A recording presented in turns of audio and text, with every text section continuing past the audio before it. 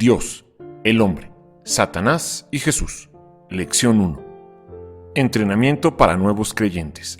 Empecemos por descubrir lo que la Biblia dice acerca de Dios.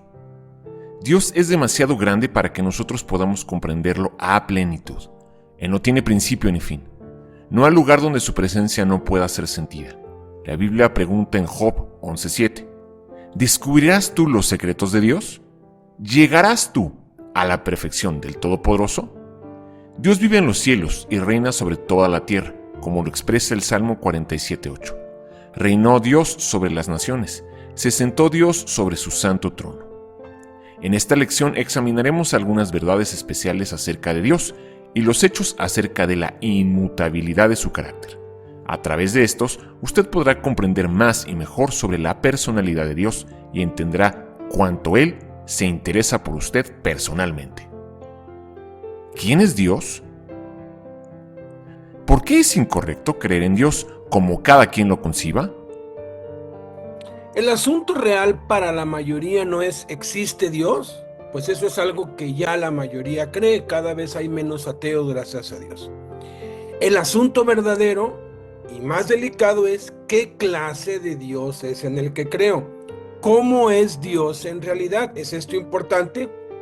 El problema es que todos tenemos muchas ideas bastante extrañas de cómo es Dios y creemos en Dios de maneras incorrectas.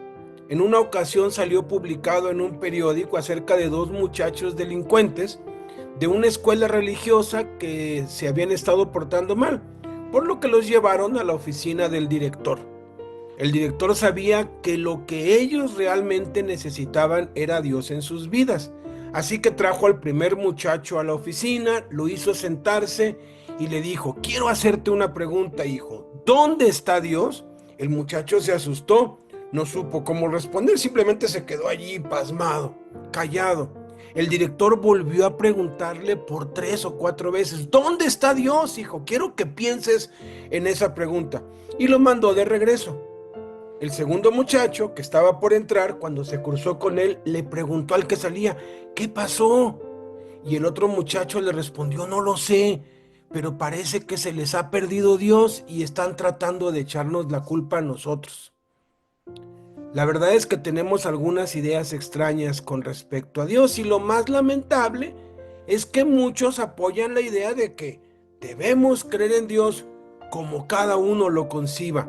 Lamentablemente, muchos comparan a Dios con un padre de familia, lo conciben como un padre de familia, como su papá o su mamá. Esto es trágico, porque si su padre era una persona fría e indiferente, que no expresaba cariño, la tendencia será pensar que Dios, su Padre, es también frío, indiferente y falta de cariño. Si su padre le infundía miedo, usted estará inclinado a pensar: a Dios hay que tenerle miedo. Si su padre fue abusivo, pensará que Dios es igual. Si su padre no era amoroso, trasladará esta cualidad a Dios. En lugar de Dios hacerlo a su imagen, usted hace a Dios a la imagen suya. De vez en cuando se oye decir: mi idea de Dios es... ¿Con qué autoridad se dice eso? ¿Piensa que porque tiene cierta idea de Dios, Él tiene que ser así? Por supuesto que no. Otros dicen: siempre he pensado en Dios como... ¿qué tal? No es confiable creer en Dios como cada quien lo conciba, porque lo más seguro es que esté equivocado. Francamente, a nadie le interesa cómo creemos que es Dios o cómo lo concibe cada uno. Lo que debemos saber con certeza es cómo es Dios en realidad. ¿Cómo es Dios realmente? Hasta que en verdad no sepamos cómo es Dios, no podremos confiar en Él. ¿Verdad que tiene sentido? No vamos a confiar en algo o en alguien que no conocemos. Afortunadamente, Dios desea que sepamos cómo es Él. Vino a la tierra hace más de 2000 años y vino en forma de ser humano. Vino en la persona de Jesucristo y Jesús dijo: como soy yo, así es Dios. Él sí sabe cómo es Dios. Al conocer a Jesús, conocemos a Dios, como dice Colosenses 1:15. Cristo es la imagen del Dios invisible. Si usted desea saber cómo es Dios, solamente mire a Jesús, porque Él es la expresión visible del Dios invisible. Por eso debe leer los Evangelios y Apocalipsis una y otra vez por toda su vida para poder llegar a conocer verdaderamente a Dios por medio de conocer a Jesús. Dios es el creador de todo.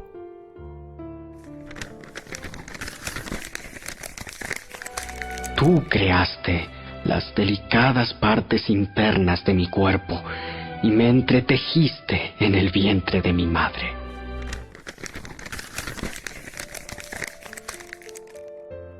Dios es todopoderoso.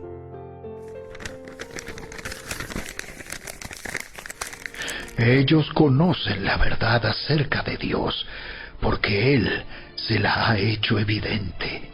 Pues desde la creación del mundo, todos han visto los cielos y la tierra, por medio de todo lo que Dios hizo.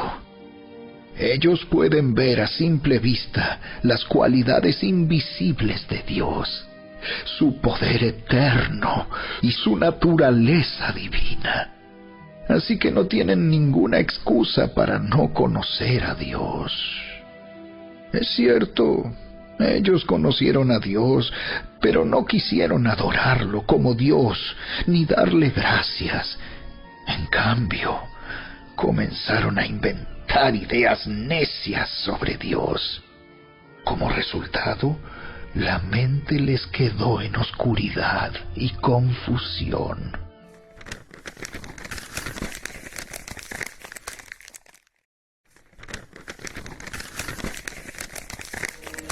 Tuyos, oh Señor, son la grandeza, el poder, la gloria, la victoria y la majestad.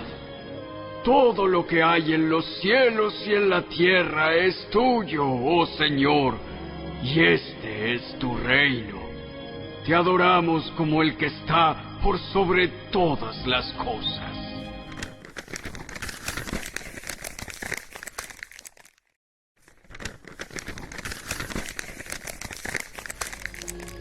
Y ahora, que toda la gloria sea para Dios, quien puede lograr mucho más de lo que pudiéramos pedir o incluso imaginar mediante su gran poder, que actúa en nosotros.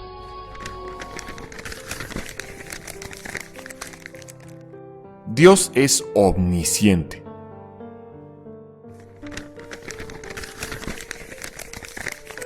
No hay nada en toda la creación que esté oculto a Dios. Todo está desnudo y expuesto ante sus ojos, y es a Él a quien rendimos cuentas.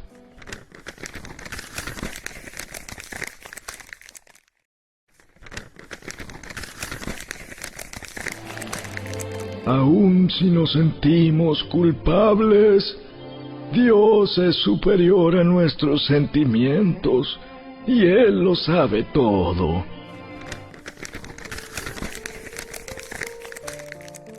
Dios es santo.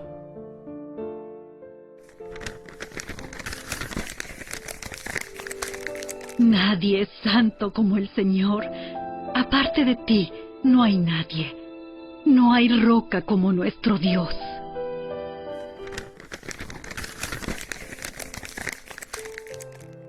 Dios es espíritu. Dios es espíritu, y quienes lo adoran deben hacerlo en espíritu y en verdad.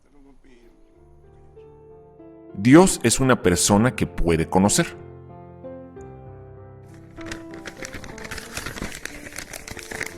Acérquense a Dios, y Dios se acercará a ustedes. Lávense las manos, pecadores, purifiquen su corazón, porque su lealtad está dividida entre Dios y el mundo.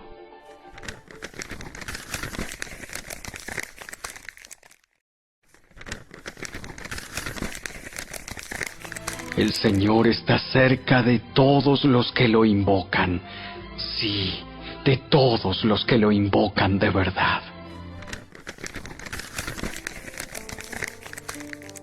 Dios es un Padre amoroso.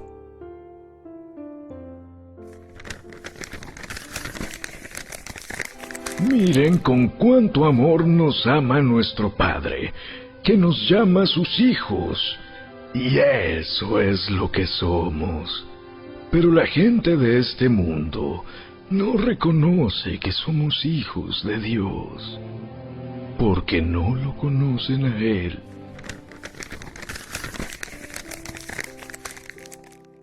Una verdad fundamental que aprendemos al conocer quién es Dios es que Dios es demasiado grande para habitar en templos, tal como lo revela el Espíritu Santo en Hechos 17, como vamos a ver a continuación. Él es el Dios que hizo el mundo y todo lo que hay en él. Ya que es el Señor del cielo y de la tierra, no vive en templos hechos por hombres. Y las manos humanas no pueden servirlo, porque Él no tiene ninguna necesidad. Él es quien da vida y aliento a todo, y satisface cada necesidad.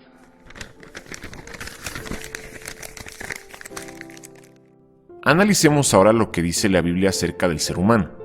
Nosotros somos creados por Dios.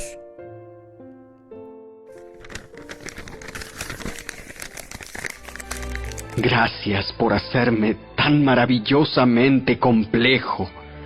Tu fino trabajo es maravilloso, lo sé muy bien. Tú me observabas mientras iba cobrando forma en secreto, mientras se entretejían mis partes en la oscuridad de la matriz. Me viste antes de que naciera. Cada día de mi vida estaba registrado en tu libro. Cada momento fue diseñado antes de que un solo día pasara.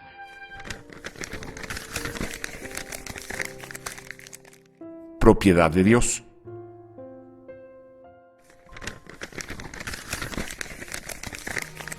¿No se dan cuenta de que su cuerpo es el templo del Espíritu Santo, quien vive en ustedes y les fue dado por Dios?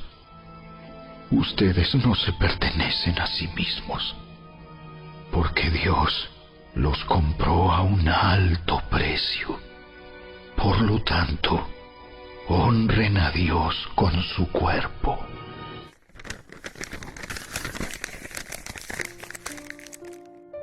Llamados para adorar a Dios.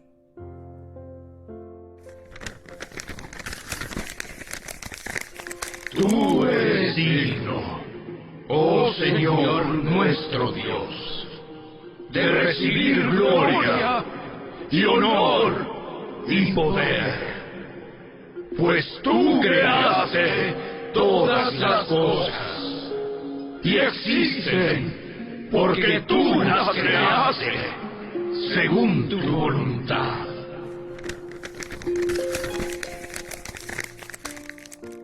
El saber la verdad acerca de Dios y de nosotros nos debe llevar a tomar una decisión. Ama al Señor tu Dios con todo tu corazón, con todo tu ser y con toda tu mente, le respondió Jesús. La Biblia nos relata acerca de un varón llamado Josué. Fue un gran líder de la nación de Israel. El pueblo había estado vagando por el desierto durante 40 años sin entrar a poseer la tierra prometida. Josué, bajo la dirección de Dios, los dirigió a la victoria contra las naciones impías que había en Canaán, y poseyeron la tierra, la cual dividieron entre las 12 tribus israelíes por heredad. Después, Josué retó al pueblo para que tomara una decisión en Josué 24:15. Y si mal les parece servir a Jehová, escojan hoy a quién servirán, si a los dioses a quienes sirvieron vuestros padres cuando estuvieron al otro lado del río, o a los dioses de los amorreos en cuya tierra habitan, pero yo y mi casa serviremos a Jehová. Ese mismo reto es extendido a cada uno de nosotros. ¿Tomará usted la misma decisión que hizo Josué, que dijo, yo y mi casa serviremos a Jehová? Analicemos a continuación lo que dice la Biblia acerca de el hombre y Satanás. El hombre, la imagen de Dios creado para tener dominio. Dios tiene una razón muy real para la creación del hombre, varón y hembra. Tiene un plan y propósito maravillosos para ellos. Debido a que Dios es amor, Él deseaba tener seres de corazones y mentes semejantes a Él, con quienes pudiera compartir su vida, todo lo que Él es, y todas las cosas en las que está envuelto quienes gobernaron con él los cielos y la tierra como hijos. Por eso creó al hombre a su imagen y semejanza.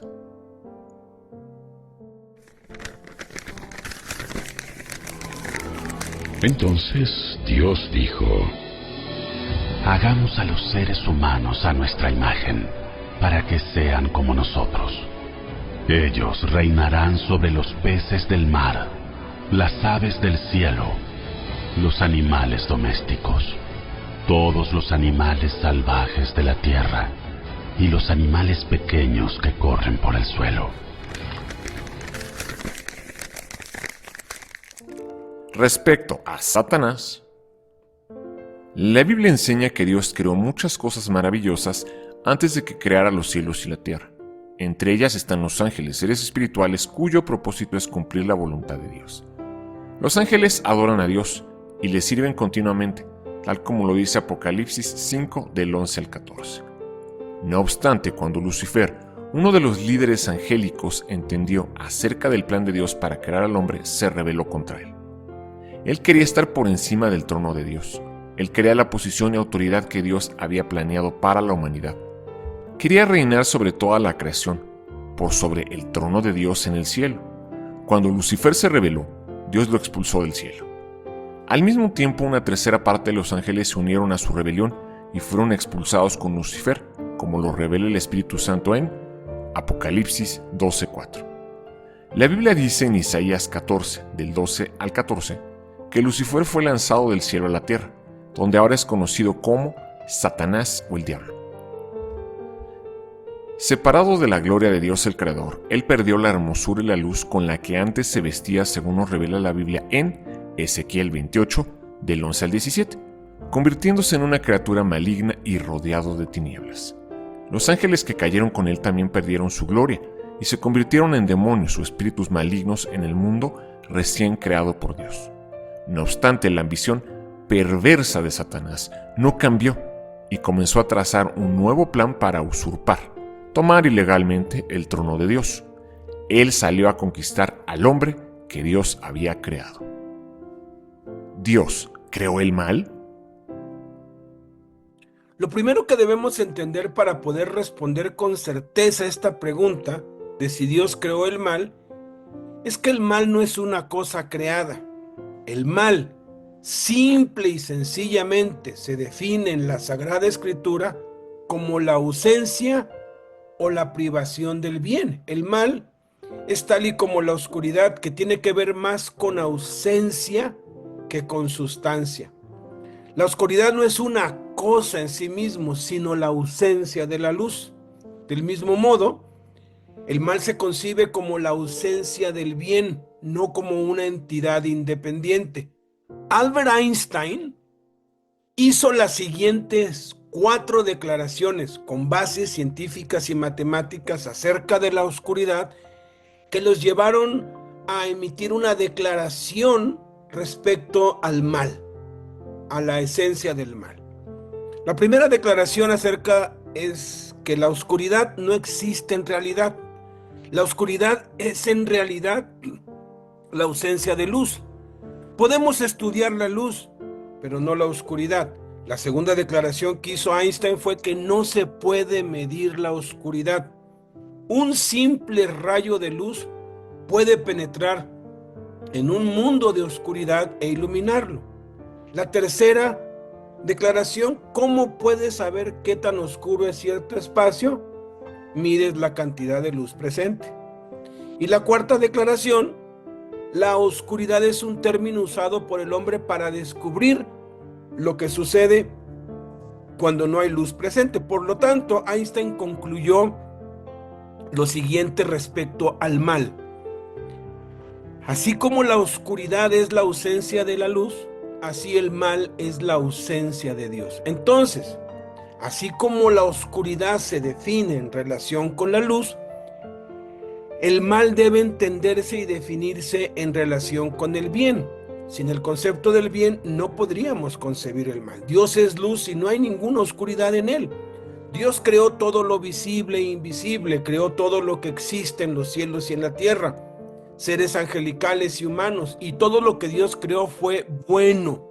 Sin embargo, debido a que Dios concedió voluntad a las criaturas que Él creó, entonces desde el mismo momento que nos creó existió la posibilidad latente de que alguna criatura se apartara, se alejara o se rebelara contra Dios. Por eso es que desde el mismo instante, desde el preciso momento en que Lucifer se apartó de Dios y se rebeló contra Dios, desde ese preciso instante el mal comenzó a manifestarse, pues el mal surge cuando las criaturas se apartan de Dios, cuando se alejan del bien. Entonces, ese mal debe ser aislado y confinado junto con todos los que lo han elegido voluntariamente, junto con todos los que han voluntariamente elegido alejarse, apartarse de Dios. Por esto es que Dios permitió que Lucifer, Satanás, propusiese a todos y cada uno de los ángeles, arcángeles, querubines, serafines y seres vivientes de manera individual, decidir entre permanecer unido a Dios, al bien, a la luz, o apartarse de Dios y seguir al diablo, lo que los llevaría eternamente del lado de la oscuridad, del mal, de un estado sin Dios, sin luz.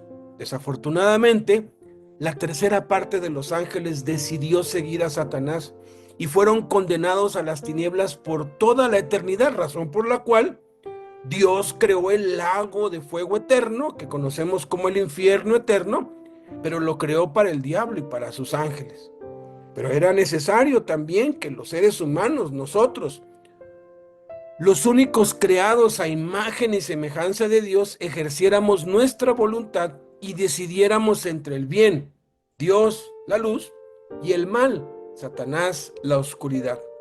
Dios es completa y totalmente bueno y no puede crear algo intrínsecamente malo. El mal surge, repito, cuando las criaturas se alejan de la bondad de Dios. Por eso, permitir la posibilidad del mal era necesario para que hubiera una elección genuina de amar y obedecer a Dios en lugar de ser robots o seres programados.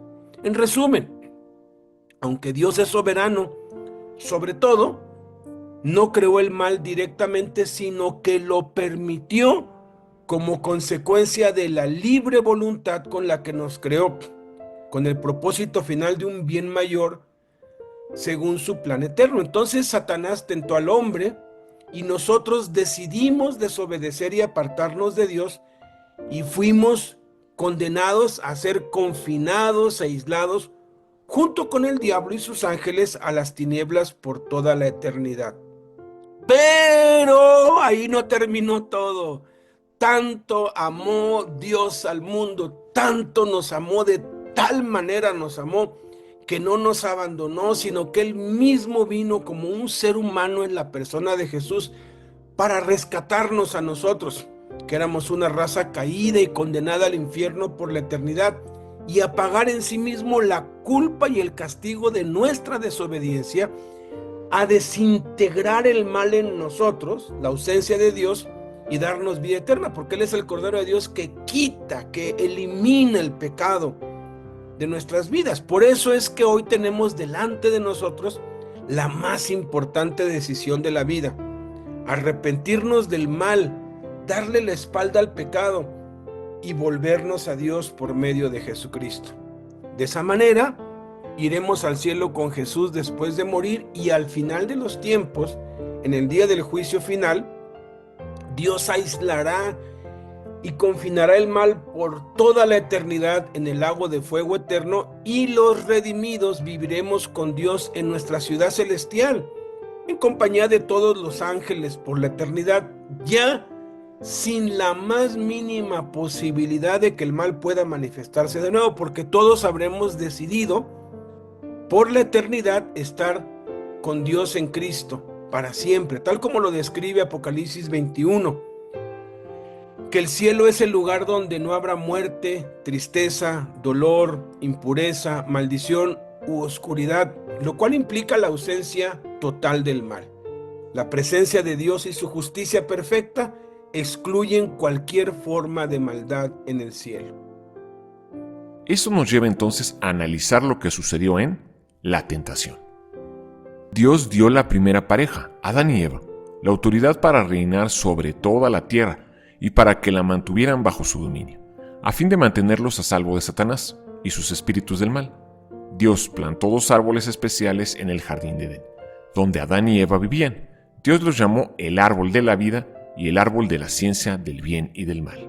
Génesis 2, 9 y 17. El árbol de la vida representaba la vida y autoridad de Dios mismo. Así que al comer de su fruto, Adán y Eva serían llenos cada vez más de la fortaleza, amor y gloria de Dios. El árbol de la ciencia del bien y del mal representaba la vida y autoridad de Satanás, y mientras Adán y Eva no comieran de su fruto, estarían a salvo de los espíritus del mal que poblaban en la tierra. El dominio de toda la creación siempre estaría en sus manos, si obedecían el mandato de su amoroso Creador, como dice en Hebreos 2:8 y Génesis 2 del 15 al 17. No obstante, Satanás engañó a Eva. Él le dijo que el árbol de la ciencia del bien y del mal no era realmente malo como Dios le había dicho, y que, por el contrario, el comer de su fruto abriría sus ojos y los convertiría en dioses. Ella creyó su mentira y comió de su fruto. Adán, aunque sabía que era una mentira, también comió del árbol, como nos lo revela el Espíritu Santo en 1 de Timoteo 2:14 y Génesis 3:6. Esta desobediencia a Dios trajo entonces el resultado trágico del cual somos ahora partícipes. A través de aquel simple acto de pecado, el hombre perdió la gloria de Dios, además del dominio que ejercía sobre la creación.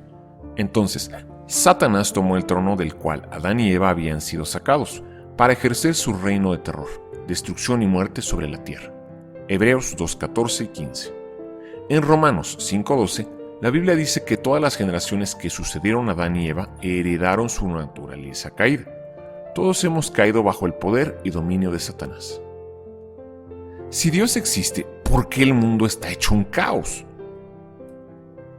Si bien la existencia del mal y el caos en el mundo puede parecer incompatible con la idea de un Dios bueno y todopoderoso, hay al menos 7 respuestas de parte de Dios en la Sagrada Escritura acerca de esta pregunta. La primera respuesta es que Satanás es el príncipe de este mundo, el Dios de este siglo, y tiene el mundo hecho un caos. Él vino para hurtar, matar y destruir, y por eso es que el mundo está en un completo caos. La segunda razón es por la libre voluntad. Dios nos dio a los seres humanos la libertad de elegir entre el bien y el mal. El caos y el sufrimiento del mundo son en gran parte consecuencia de las malas decisiones humanas. La tercera razón es el propósito de Dios. Dios utiliza las dificultades y el sufrimiento para nuestro bien, para nuestro crecimiento espiritual, así como permitió el sufrimiento en la vida de Job, que fue para bendecirlo, para que Job pudiera conocerlo mejor.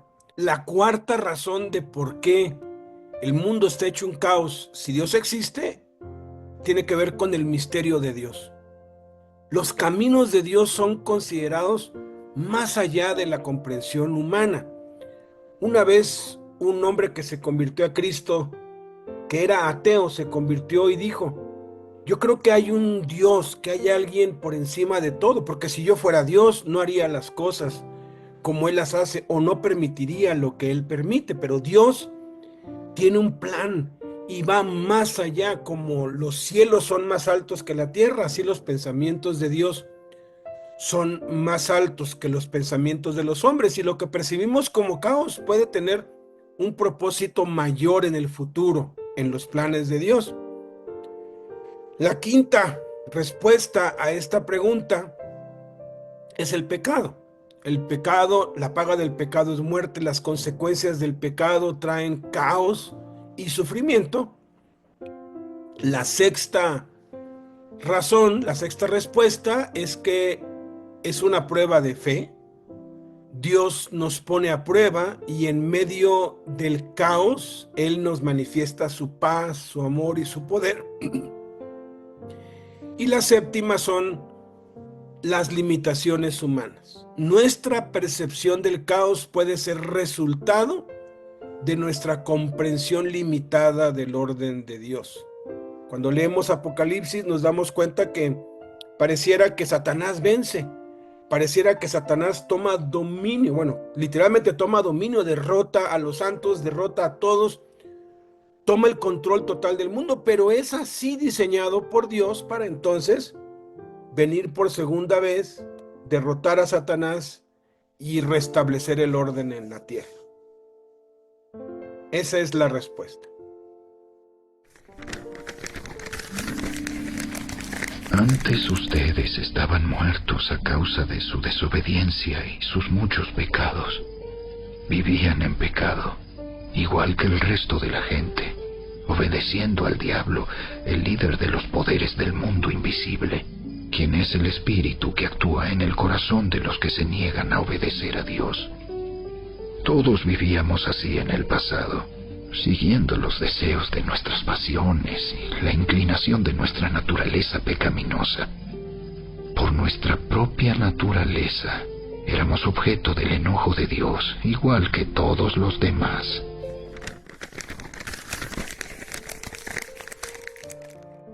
Esa es la razón por la cual el mundo está hecho un caos, y lo explica porque el corazón de las personas en todas partes hoy en día está lleno de idolatría.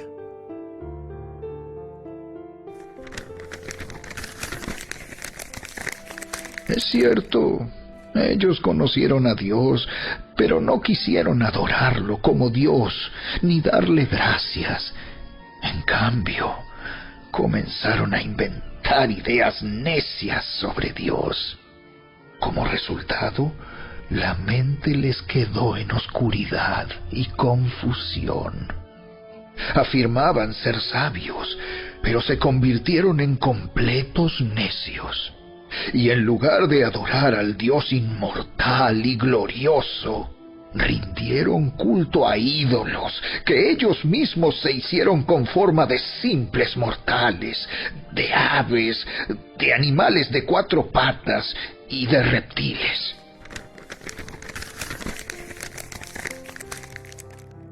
Inmoralidad.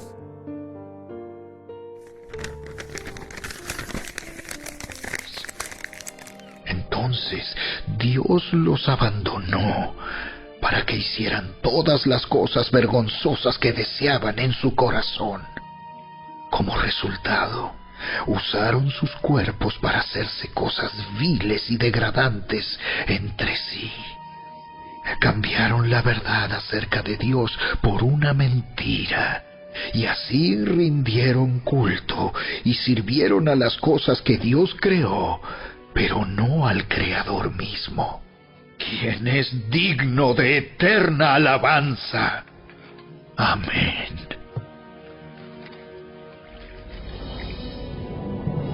Por esa razón, Dios los abandonó a sus pasiones vergonzosas. Aún las mujeres se rebelaron contra la forma natural de tener relaciones sexuales y, en cambio, dieron rienda suelta al sexo unas con otras. Los hombres, por su parte, en lugar de tener relaciones sexuales normales con la mujer, ardieron en pasiones unos con otros. Los hombres hicieron cosas vergonzosas con otros hombres, y como consecuencia de ese pecado, sufrieron dentro de sí el castigo que merecían. Y toda suerte de maldad.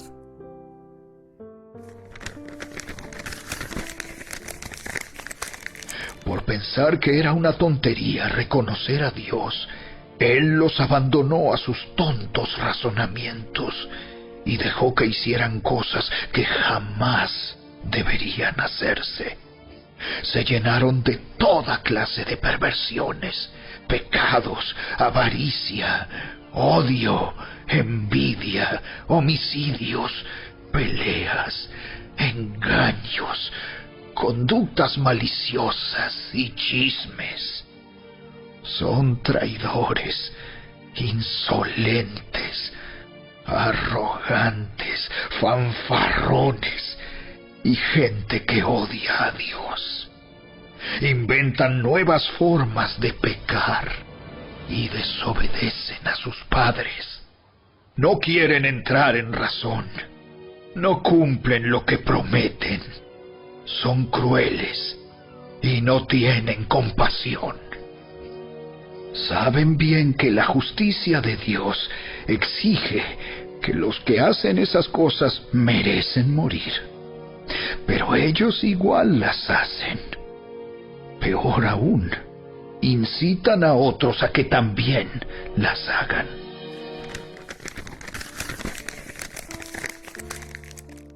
Dios ya sabía que todo eso iba a pasar. Por eso es necesario conocer el gran plan de Dios para la humanidad. Dios no abandonó al hombre por causa de su pecado, no. En lugar de ello, Él puso en acción otro gran plan, el plan para salvar al hombre del poder de Satanás y volver a colocarlo en su lugar original, de hijo, y poder compartir todo su trono con Él. Así que comenzó a preparar al mundo para el advenimiento del Salvador, Jesús, como dice en 1 Corintios 15:22, porque, así como en Adán todos mueren, también en Cristo todos serán vivificados. El Nuevo Testamento registra la historia de Cristo, aquel que vendría a salvarnos de nuestros pecados. Veamos entonces lo que dice la Biblia acerca de Jesús. Jesús es el Hijo de Dios. 2000 años atrás apareció un hombre en el escenario de la historia. Él nació en el mundo y creció hasta la vida adulta, exactamente como cualquier otra persona. Pero este hombre era diferente a cualquier otro. Él no fue un ordinario. Una virgen concibió del Espíritu Santo y lo trajo al mundo. Era Dios hecho hombre, quien vino a la tierra en apariencia humana.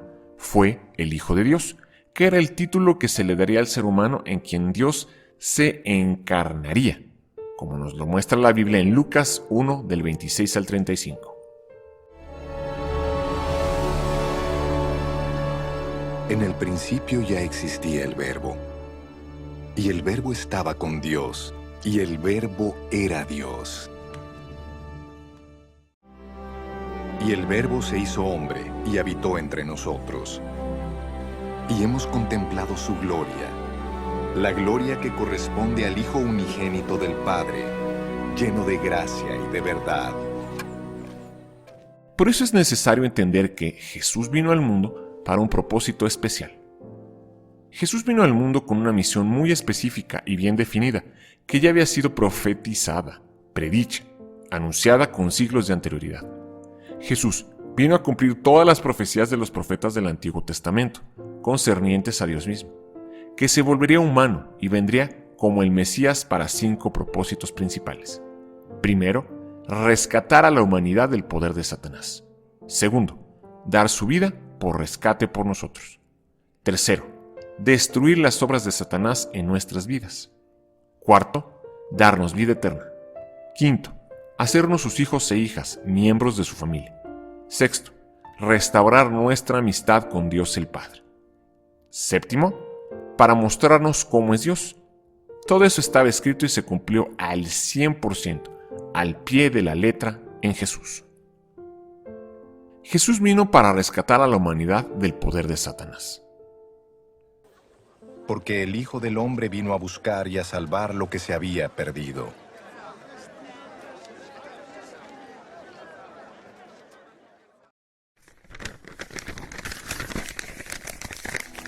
Pues Él nos rescató del reino de la oscuridad y nos trasladó al reino de su Hijo amado. Jesús vino para dar su vida por nosotros. Así como el Hijo del Hombre no vino para que le sirvan, sino para servir y para dar su vida en rescate por muchos. Jesús vino para destruir las obras de Satanás en nuestras vidas.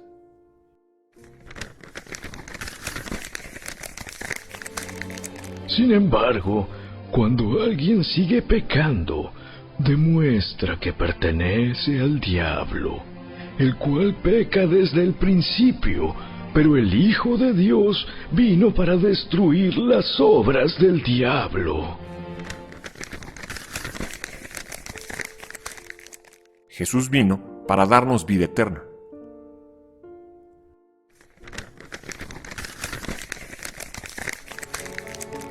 y este es el testimonio que Dios ha dado. Él nos dio vida eterna, y esa vida está en su Hijo. El que tiene al Hijo, tiene la vida. El que no tiene al Hijo de Dios, no tiene la vida.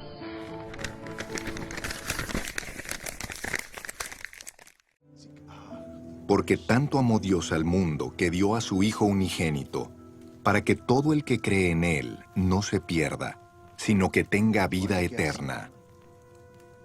Dios no envió a su Hijo al mundo para condenar al mundo, sino para salvarlo por medio de Él. El ladrón no viene más que a robar, matar y destruir. Yo he venido para que tengan vida y la tengan en abundancia. Jesús vino para darnos un nuevo nacimiento dentro de la familia de Dios. Mas a cuantos lo recibieron, a los que creen en su nombre, les dio el derecho de ser hijos de Dios.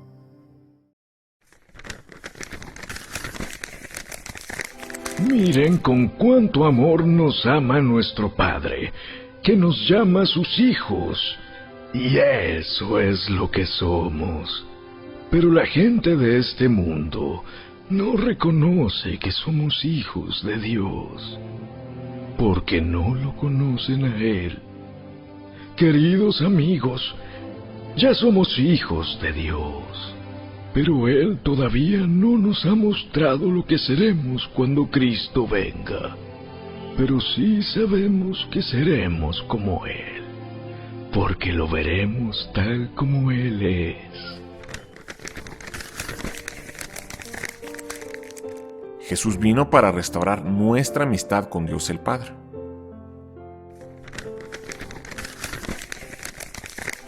Miren con cuánto amor nos ama nuestro Padre, que nos llama sus hijos. Y eso es lo que somos. Pero la gente de este mundo no reconoce que somos hijos de Dios, porque no lo conocen a Él. Y el séptimo propósito de la venida de Jesús, que engloba a todos los demás, Jesús vino para mostrarnos cómo es Dios. Si ustedes realmente me conocieran, conocerían también a mi Padre. Y ya desde este momento lo conocen y lo han visto. Señor, dijo Felipe, muéstranos al Padre, y con eso nos basta. Pero Felipe, tanto tiempo llevo ya entre ustedes y todavía no me conoces.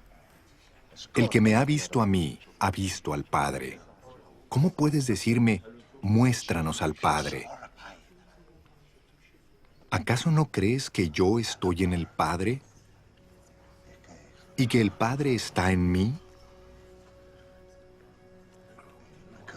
Las palabras que yo les comunico, no las hablo como cosa mía, sino que es el Padre, que está en mí, el que realiza sus obras. Créanme cuando les digo que yo estoy en el Padre y que el Padre está en mí. O al menos créanme por las obras mismas. A Dios nadie lo ha visto nunca. El Hijo unigénito, que es Dios y que vive en unión íntima con el Padre, nos lo ha dado a conocer. Nos mostró el amor de Dios.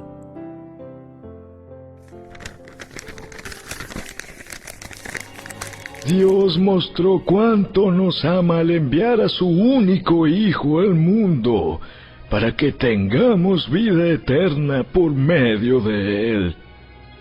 En esto consiste el amor verdadero. No en que nosotros hayamos amado a Dios, sino en que Él nos amó a nosotros y envió a su Hijo como sacrificio para quitar nuestros pecados.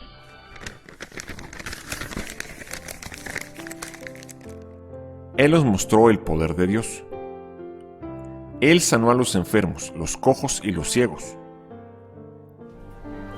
Su fama se extendió por toda Siria, y le llevaban todos los que padecían de diversas enfermedades, los que sufrían de dolores graves, los endemoniados, los epilépticos y los paralíticos, y él los sanaba. Lanzaba fuera demonios. Jesús sanó a muchos que padecían de diversas enfermedades. También expulsó a muchos demonios, pero no los dejaba hablar, porque sabían quién era Él. Cristo ejecutó milagros. Pero se levantó una gran tempestad con vientos, y de tal manera las olas azotaban la barca, que ésta estaba por inundarse.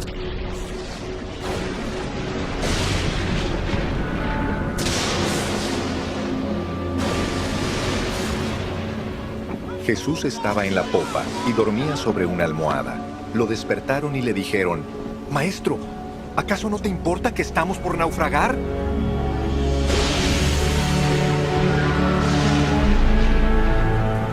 Jesús se levantó y reprendió al viento, y dijo a las aguas: «¡Silencio! ¡A callar!».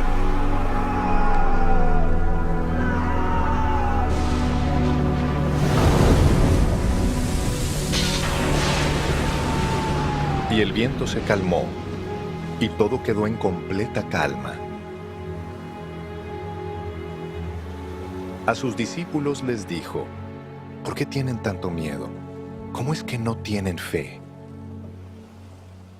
Ellos estaban muy asustados y se decían unos a otros: «¿Quién es este que hasta el viento y las aguas lo obedecen?».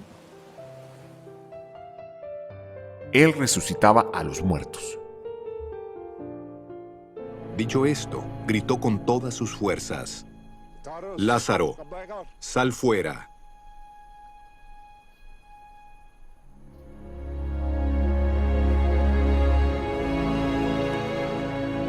El muerto salió, con vendas en las manos y en los pies, y el rostro cubierto con un sudario. «Quítenle las vendas y dejen que se vaya», les dijo Jesús.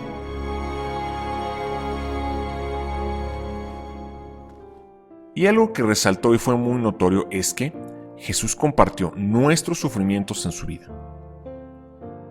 Durante su vida en la tierra, Jesús experimentó todos los sufrimientos de la vida que padecemos, y es por tal razón que Él comprende cómo nos sentimos.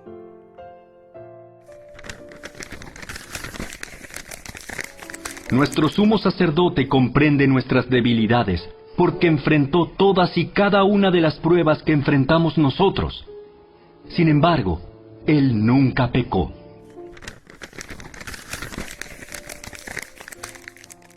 Debido a eso es que Jesús murió en la cruz por nosotros. Los impíos tomaron a Jesús y lo ejecutaron al clavarle en la cruz de madera como un criminal común. Él podía salvarse a sí mismo, pero no lo hizo, ya que era a través de su muerte que Dios iba a salvar al mundo. Jesús murió por nosotros. Sin embargo, las buenas noticias son que Jesús fue levantado de los muertos por nosotros. Después de 3 días de enterrado en una tumba, Dios levantó a su Hijo de los muertos.